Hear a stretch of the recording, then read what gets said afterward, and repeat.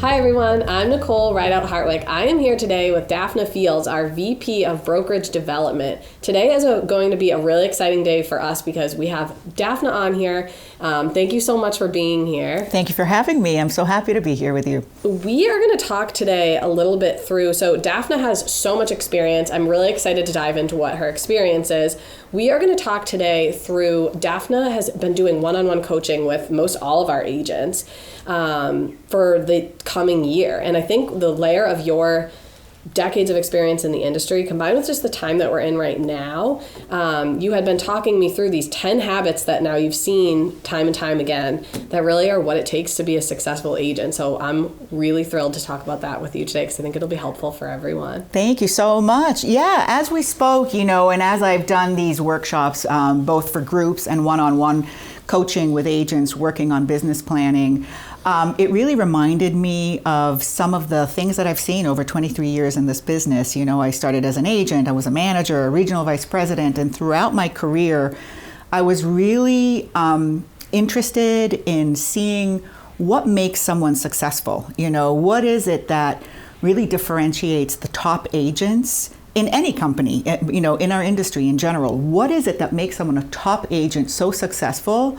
And then there are those that just fall flat. They don't make it. They literally have to exit the business, or they're always chasing that next deal desperately, not knowing, where it's going to come from. And so I really thought it would be helpful to look at the 10 top skill sets or habits that I've seen regularly show up to one degree or another in these highly successful agents.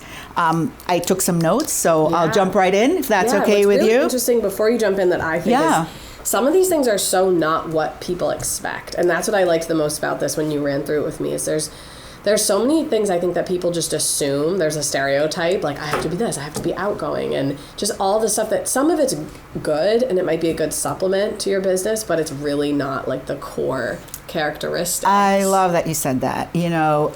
Something that I really enjoy in my coaching is working with each individual based on who they are and what their story is and what their personality is. Not everyone is an outgoing, rambunctious, talkative, spotlight-seeking individual, which is difficult nowadays, right? Especially with social media and everything, and in an industry where agents are really marketing themselves all the time. There is an assumption that you have to be this star, but not everyone is.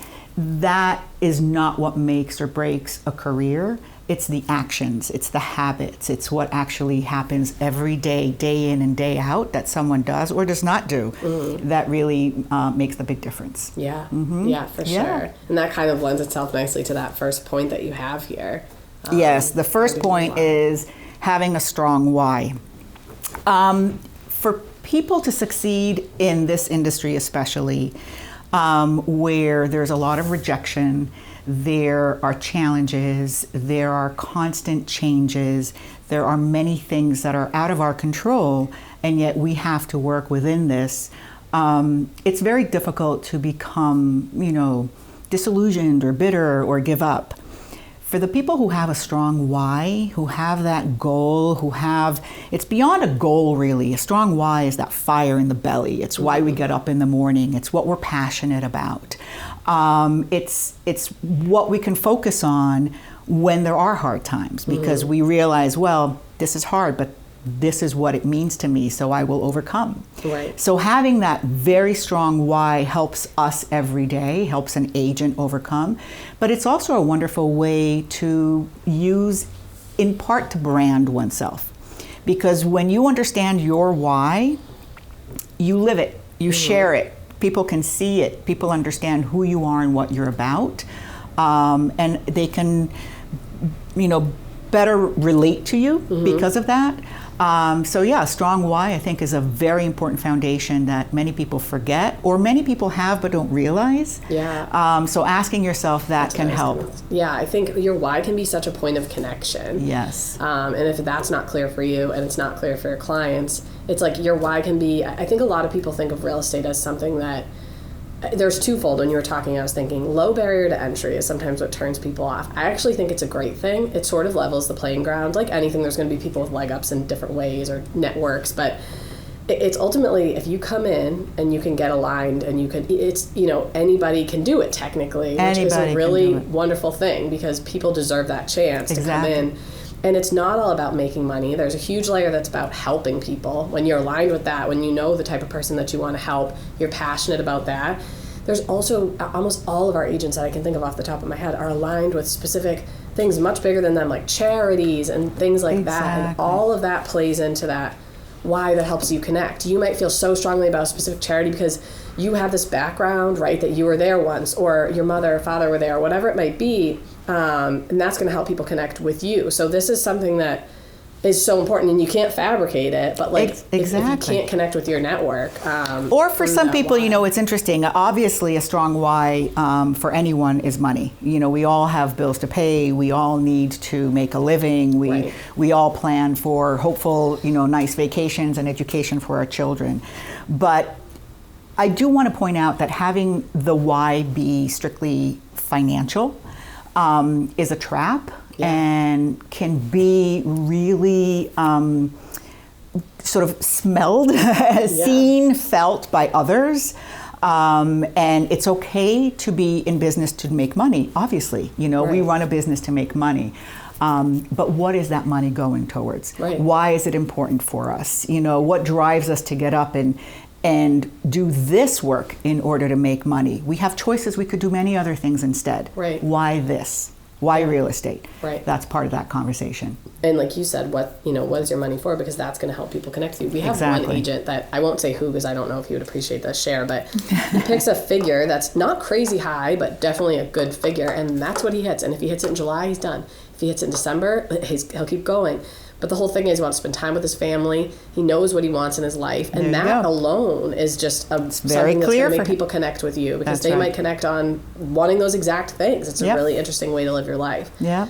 So I like that. And I think that's definitely makes sense to have that as that first piece. What's the next thing you've seen? All right. The next thing is in a way related. I mean, all of these are somewhat interrelated, but having a growth mindset.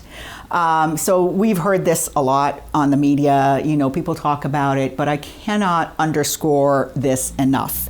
Again, this industry is challenging, and it's also forever changing. We're in the middle of a big shift right now. Everybody's talking about that, right? We have been through other shifts in the past, whether it's a financial impact, COVID, industry changes, new competitors coming in. There's always a change. Mm-hmm. There are always things that can cause people to give up, to stop, to be afraid, to not want to really face the challenge, Mm-hmm. But people with a growth mindset don't look at it that way. Mm-hmm. They lean into the challenge. They look for opportunity.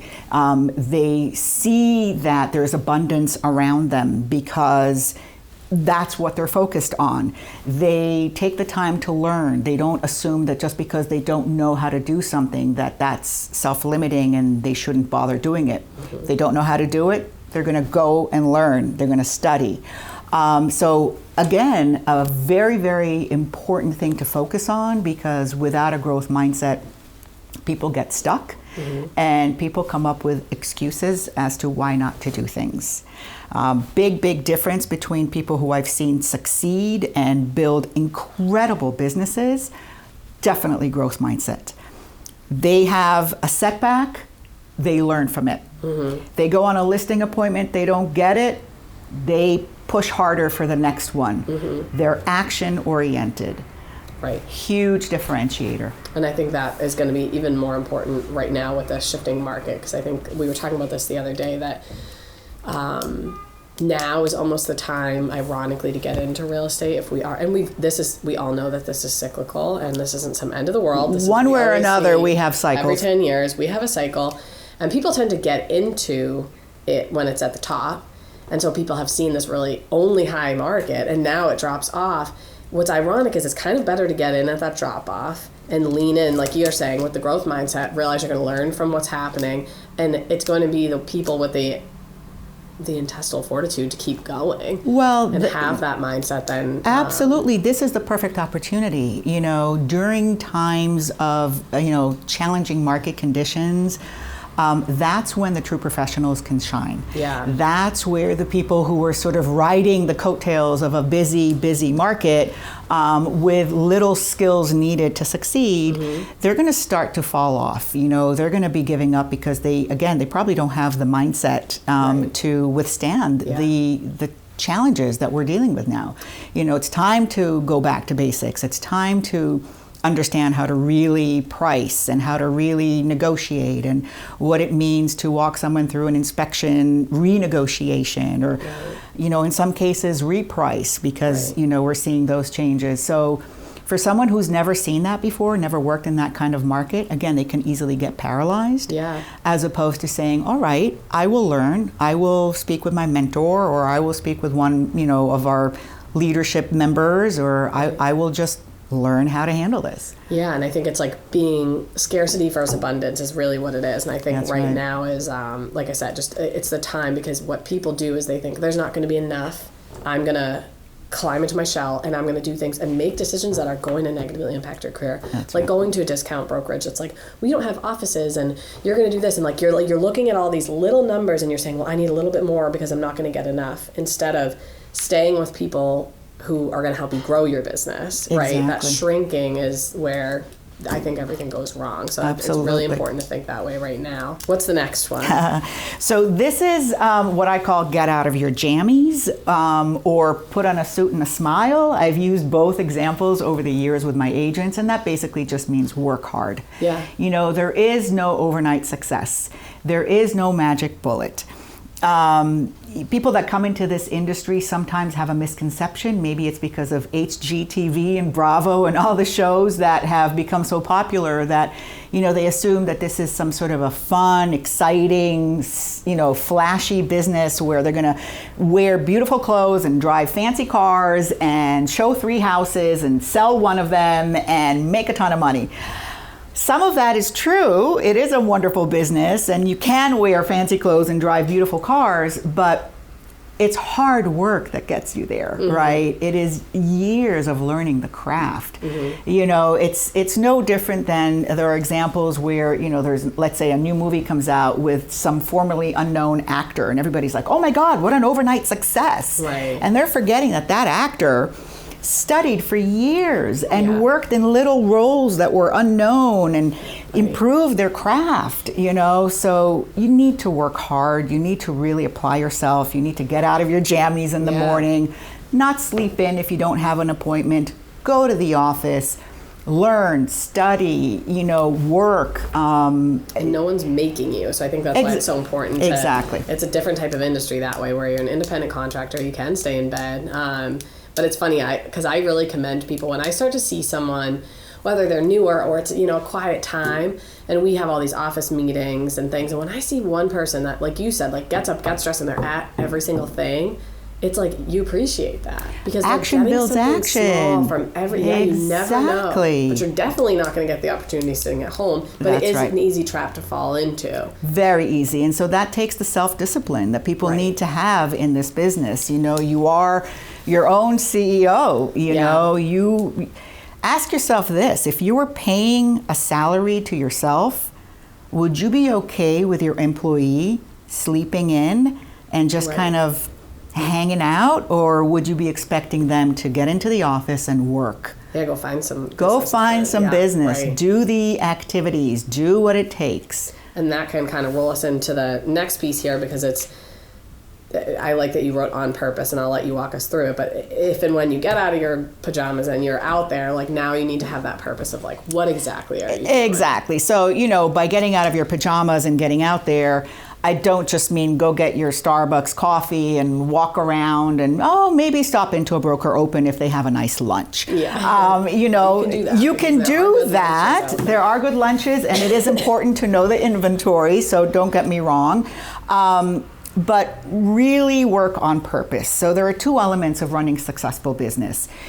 You are in the business, meaning you're doing the activities that are part of your daily actions, right? You're showing properties, you're doing open houses, you are preparing market analysis for people, that you're working in your business. But you have to work on your business too. meaning what your goals are, your plan, how you're going to get there, making your phone calls, sending out your postcards, writing your notes, all of that is working on your business. People who are not disciplined and don't have a plan and don't have a calendar set up to do that are the ones who quickly find themselves super, super busy for a few months with some listings and some buyers, and then everything dries up and they're terrified. Mm-hmm. Because again, it's a normal cycle. There's ups and downs. We're busier, then we're quieter. But if you're not working on your pipeline on a regular basis, then you will have those lulls that are longer and deeper. Mm-hmm. If you work on that pipeline, if you're what we call a ninja, for example, if you're in flow, you're constantly communicating with your sphere, then you minimize that downturn, that slow time. It's funny, when you're talking, I was thinking, and I was thinking earlier too, like this, the winter time around right now is always a little bit slower. Mm-hmm. And it is a good time to take a breath too, don't get me wrong. And even that needs to be purposeful. Exactly. I heard somebody say that, just that she tells her team, like, if and when you can take a breath, take the breath, because if you sort of do, but you worry too much, like then when we need to get back, to up here, you're still tired and fatigued. But so you got to kind of balance that. But what I do like about what you're saying is it's almost like in the business should be, and this is just something that I'm hearing, is like when it is busy and you just have to keep going, that's in, and on is now. On is when you want to stay in your pajamas, go on vacation, and just totally. That's very true. So yes. On is the winter, on is a lull in the market, whatever that might be. And you need to be but purposeful. On is also when you're busy. Oh, yes. On is also making sure that when you're busy, you might not have as much time, but that you carve out the time to make sure that you don't fall behind on those things. Yep. Yeah. And if you're that busy that you can't carve out any time, then maybe it's time for an assistant, or maybe it's time to build a team. And, all of that is part of coaching and part of business planning in itself. Yeah. No, I love that. And so more diving deeper, it looks like your next piece is not only but... Exactly. So part of Work Smart, the number 5 is really to focus on revenue generating activities. Mm-hmm. And by that, I'm going to sort of turn it into, for a second, what I've seen that doesn't work. Okay. The agents that fall into traps because they're not focusing on like actual revenue building activities. Mm-hmm. So they'll come into the office and they're really proud. They listen to Daphna. They got out of their jammies and they come into the office. But then they're sitting there having coffee and like going on Facebook and spending a lot of time just kind of chit-chatting and, deciding what, Christmas gifts they want to buy or whatever it is. Or they're the agent that will sign up for every class. Mm-hmm. Every designation. And don't get me wrong, a big part of what I think are important pieces, one of these items is education and growth and learning. But when someone becomes a perpetual student and they hide in the classroom, they're never going to go out there and sell real estate, right? So that's not a revenue generating activity. That's just learning and learning and learning and feeling as if I'm busy and I'm doing something. Mm-hmm. Then there's the agents that are running around, their hair is on fire, they're constantly busy, they don't know how they can possibly do anything else, but all they're doing is they're spinning their wheels. Right. They're so busy. Everything is dramatic. Everything is, everything is falling apart. Oh, this is awful. Oh my God, I have to answer this. Because nothing is organized, everything is chaos. Yeah, it's all reactive. And it's all reactive, and they're always running behind and cannot get a hold of anything. And so again, they're not focusing on the right things. Mm-hmm. Right. Well, it's like the hustle culture. People want to celebrate. I'm always so busy and post their like coffee and their 4 a.m. wake up. And you feel so important if you're so busy. You must be an important person if you're busy. You have to like take yourself back and say like, what are the results I'm getting from these busy days? I learned that quickly with becoming a new mom. It was like, I spent a lot of and I'm not saying that you're not, but I spent a lot of my 20s like spinning about how busy I was. And then all of a sudden my time truly was like, not mine. And when I had an hour, I really had to get things done. And I didn't have time to even think about making sure people thought I was busy. It was just like, I got to get my stuff done. Yeah. And it actually is a relief when you don't have to keep that like facade up. And I think it was an issue with our society. I agree. And another part of it is multitasking. Multitasking became the thing that everybody should be able to do and is expected to do. Well, it's counterproductive. Yeah. Again, if you're not fully focused on something and you're always doing so many things at once and, just kind of juggling all these balls up in the air all the time, then nothing is getting really done well. Right. And there's but you're super busy listening to this saying, oh, they don't get it. I am really busy. But I think the question you have to ask yourself is, how much of that is your identity?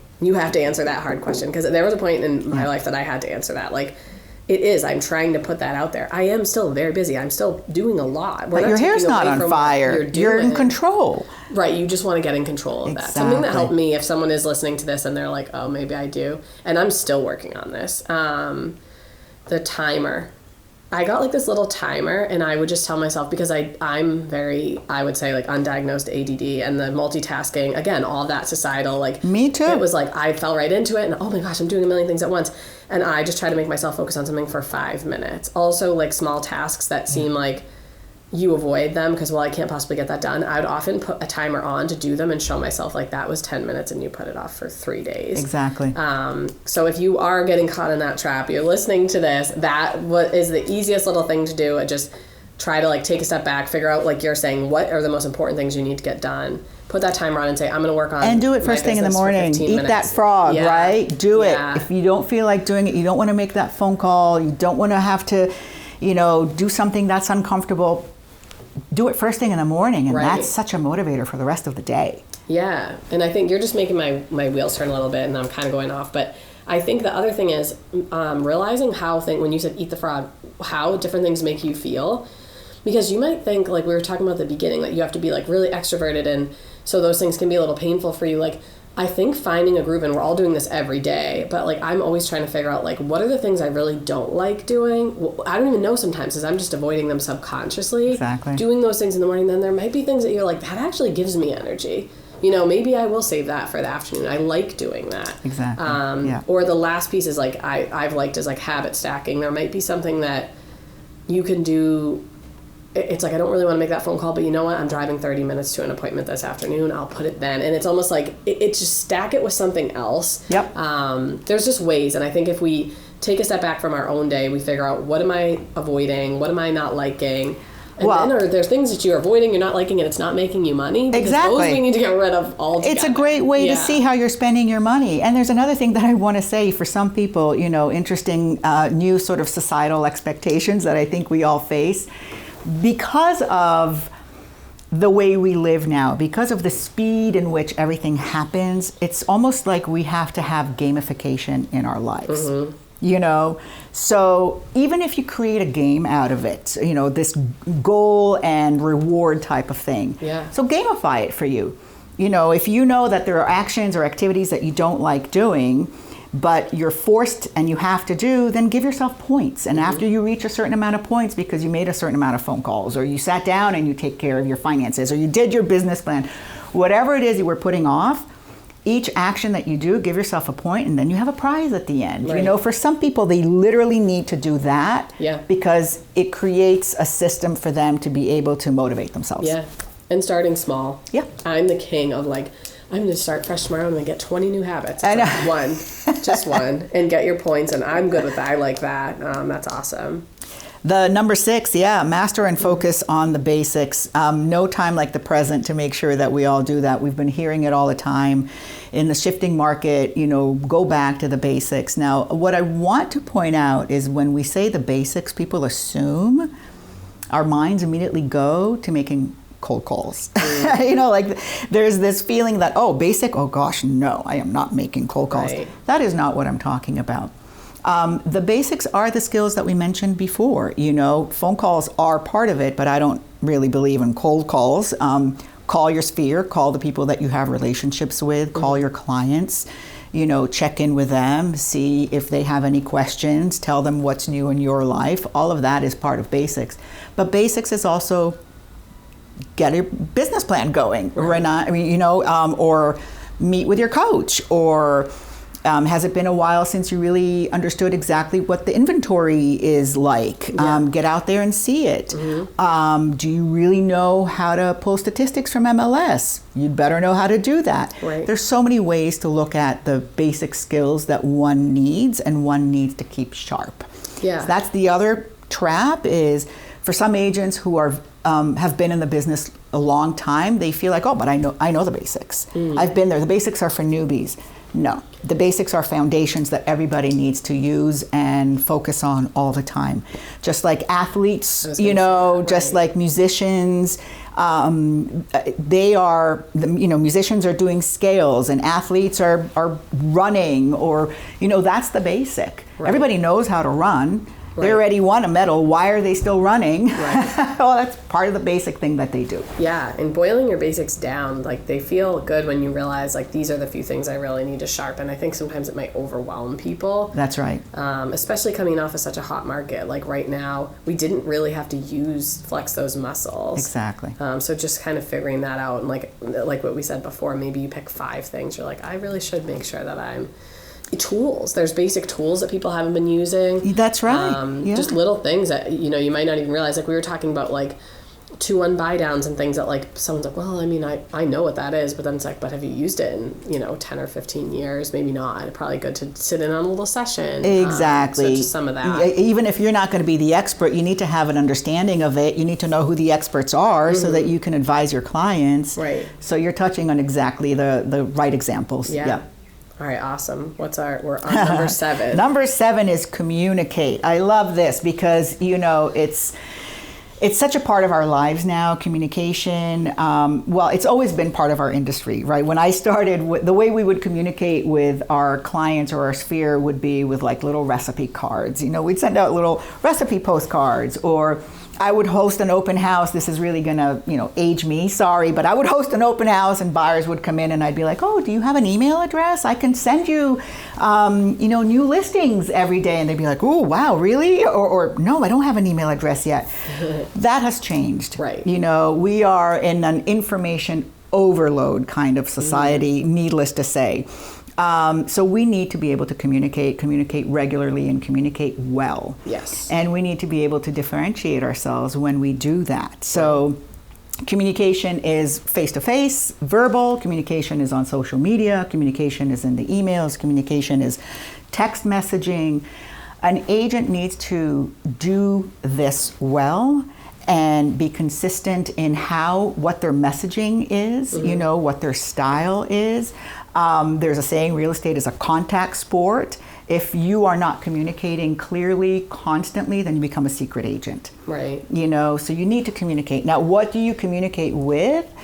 I believe that with the shifts in the industry and, again, HGTV and social media, agents are almost expected to be providing edutainment. On social media, people want to hear specifics about what is happening with the market.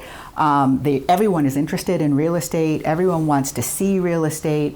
So it's important to give that kind of market information, updated, local, hyper-local information, but also to make it fun, make it interesting, make it visually impactful, make it about who you are, share who you are, as we were saying, the why, let that come through, the brand, right? So communicate. We are literally in an attention economy, right? We are fighting for people's attention all the time.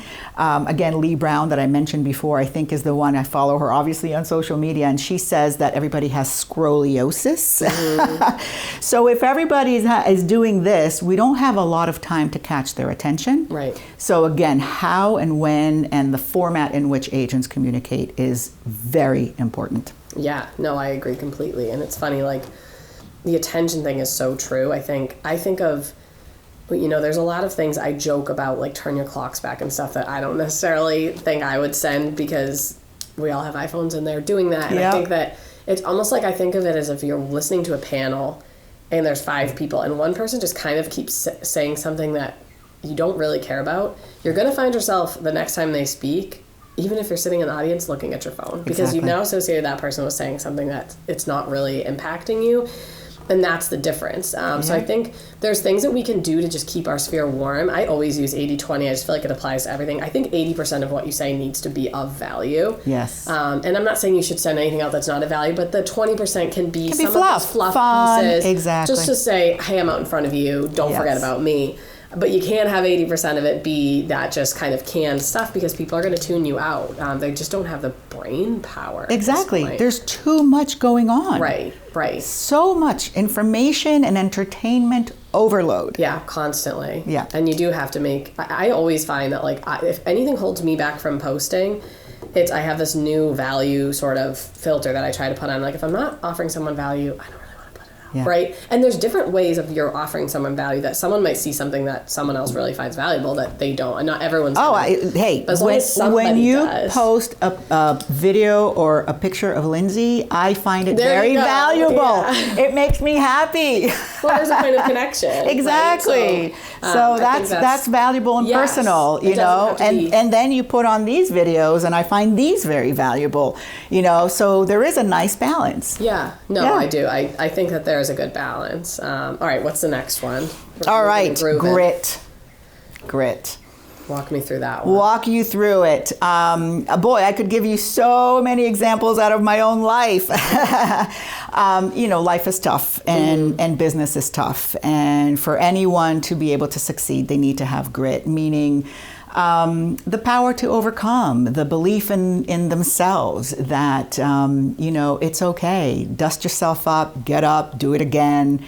You know, there are always going to be setbacks. There's always going to be a challenge. Eye on the prize. Yeah. That's grit. We were talking to someone who will be joining us, and I can't talk about them yet, but they've become some of my favorite people, but they reference the race to the bottom constantly. Oh, yeah. And I think that's the opposite of grit. That's I think if you right. can hold your line, you have your grit, you know where you're headed and you want to get there. Yeah. Otherwise, you just sort of get caught in that race to the bottom where you say, oh, I'm going to take the easy road, and everyone sort of goes down from there. Exactly. It's easier said than done. Much easier said than done. And you know, if you find yourself struggling to find that grit within you, then, you know, talk to a friend, take a vacation, get out in nature, like get in touch with what it is you need to fuel that back up. Because again, we always, you know, we're human. We all have setbacks. We all have challenging times. COVID was certainly a time where we all had to lean into our grit, right? And learn to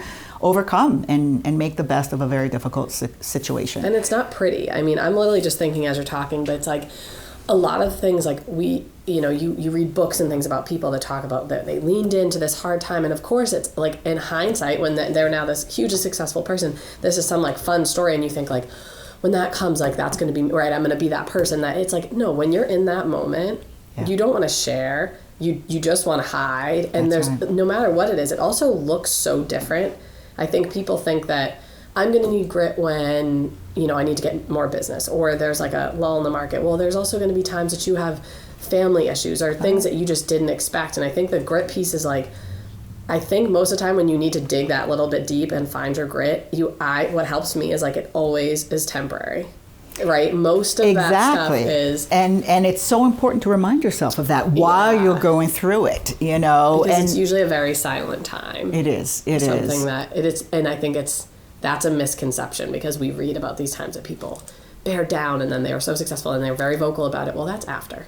Exactly. They weren't screaming about it during. They probably wondered if they are going to get through. Yeah. You know, there were days that they didn't know that they could actually overcome whatever challenge they were going through. And you're right. By grit, needing to have grit, and in fact, all of these really don't only apply to business, they're part of life. Right? So like you said, a setback is not necessarily only in business. We may be dealing with something in our lives that, if we don't have enough grit, is going to impact our business because it's taking our focus and can bring us down. So lean into it if you're in one of those silent suffering moments right now, because it's absolutely. Come out strong. And then number 9 fits right into it.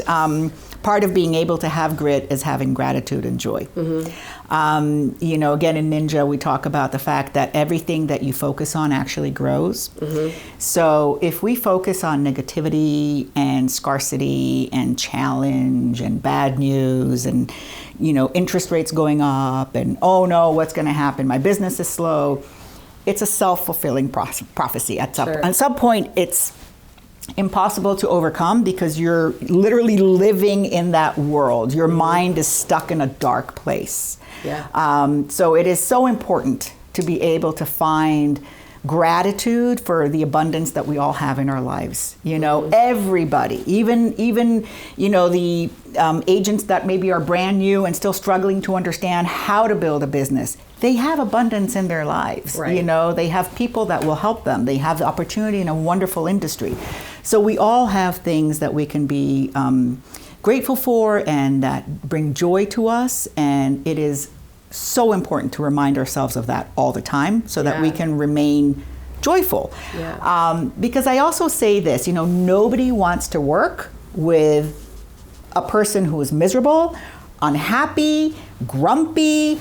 Nobody wants to be around that, right? No. So, but if you're positive, if you're happy, and it doesn't mean, you know, fake, crazy rainbows and unicorns all the time. Realistic, but happy, you know. They're just going to subconsciously avoid you. Absolutely. If you have bad energy, people might not even realize it. They might love you, but they're going to, and you don't want that in this business. You don't want people being like, why don't I want to be around that person? One thing I want to add to that you were making me think of is the saying comparison is the thief of joy. And I think that's a really important piece here. Again, this ties back to everything, whether you're in a hard time and you're comparing to other people, or social media makes it so hard now, you're constantly looking.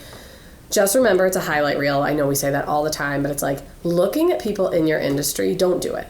That's like a huge thing. Like if you're going to have this abundance mindset and you're going to have gratitude every day and you're going to find joy, you can't go online, like you said, scoliosis, but just compare yourself all day to other people in the industry. If you're following people in the industry, pay attention to how it makes you feel. If there's people that are really smart, especially in another market, that like maybe they have great ideas and you maybe want to borrow some of those or work with them, or you know what I mean? It's something that makes you feel happy, keep them on that list. If you're following someone that's in your local market, they just drive you crazy, you don't like anything that they say, unfollow them, and that's not helping you either. I would say follow people in other industries that have a similar style to you and make you interested in what they're doing. They might be something to do with nutrition. It might be something that you're interested in, but you're going to be like, that kind of hooked me in because I liked this, or I like seeing pictures of their dog. It's going to make you be like, then that's the kind of audience that I want. Exactly. But if you want to have this, like, live in this place of gratitude, it's so hard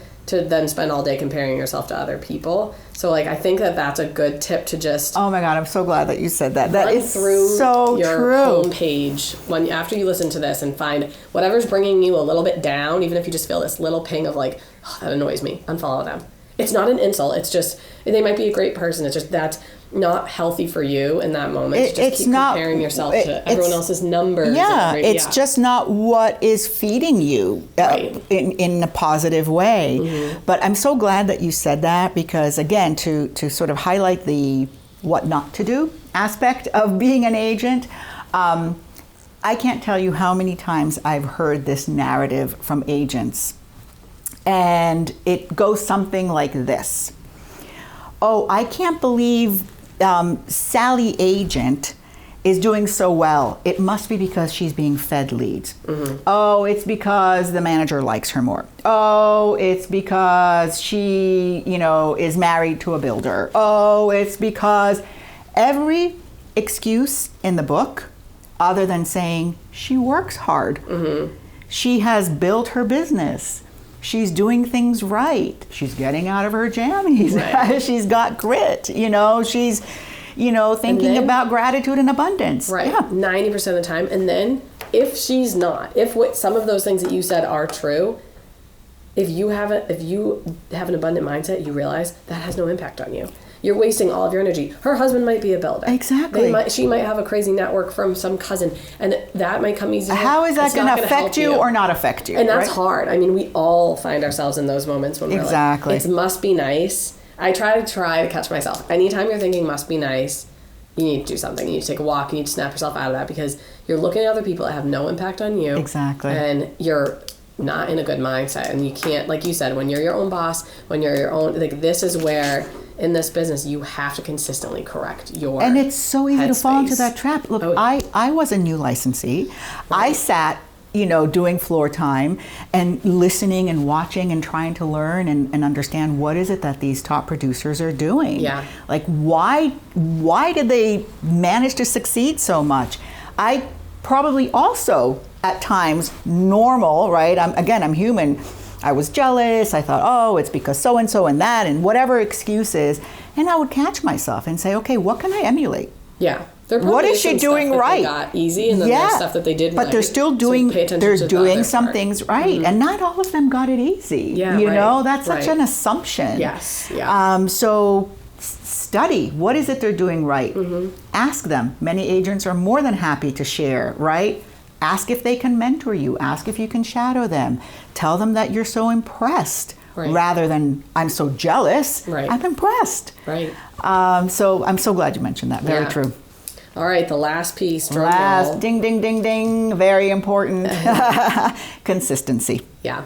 You know, everyone can do something well once. Some can do something phenomenally well once. The trick is doing it all the time. Right. Even if it's not done, as we said before, to 100% perfection. Sure. But doing it all the time. Again, I can use so many analogies, right? A diet, working out, it's the beginning of the new year. How many people do we know that probably have a resolution to get in better shape and to lose some weight? Right. They go to the gym, they buy that membership, they go once or twice, they go to the grocery store, they bought a salad. Right. And 3 weeks later, if that, right? Nothing. They stop. Good intentions. They started off well, but they lost the consistency. Nothing will work unless it's consistent. So that applies to everything all of we it. Talked about. Yep. I love it. All of it. Well, this was awesome, and I'm so glad that we had this mini conversation before we did this. That I know you've just been doing so much one-on-one with all of our agents, and there's got to be stuff that you're pulling. So this is really helpful, and I think for any of our agents that are listening, I think this is a great place to start. But then I can't recommend enough to get in touch with Daphna and be able to do that, sit down and do that business plan for 2023. It's not too late. Absolutely. You're still be doing it's never some too sessions. late. Yeah. Business planning should be happening all year long. Just because you set your plan in the beginning. In fact, it should be at least once a quarter. Because you set your plan, but if you're not checking in to see where you are against that plan and make any necessary adjustments, then again, lost opportunity. So anytime, call me, text me, see me, happy to meet. Awesome.